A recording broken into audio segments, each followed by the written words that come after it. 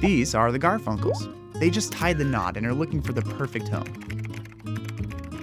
Before now, the Garfunkels had only lived with their parents, survived dorm life for 4 years, and leased a one-bedroom dump from that shifty landlord. Now that they've found their dream home, they suddenly realize that this whole home buying process is more complicated than they thought. Credit reports, mortgages, agents, lawyers, insurance, inspections, titles, HOAs. That's a lot of transactions. Too many for them to keep up with by themselves. It's enough to make you want to go back to the days of bartering goods and services. But the problem with that is there's no safeguards to ensure that everyone keeps to their agreements. Well, that's where escrow comes in.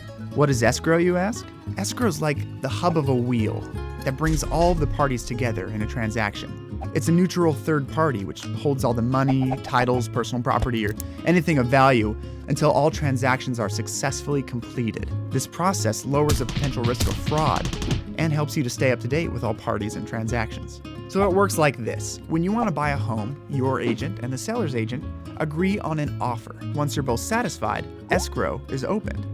Now this means that an escrow company receives all of the necessary information regarding your transaction.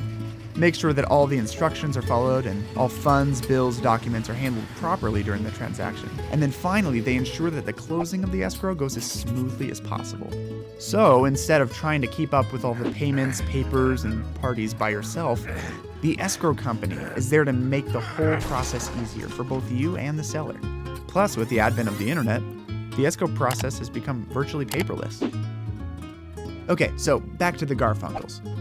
It's time for them to buy that new home, and now that they know a little bit more about escrow, they can feel relieved that they'll finally have a place that they can call their own. Now, if they could only find a mediator between them and their new neighbors.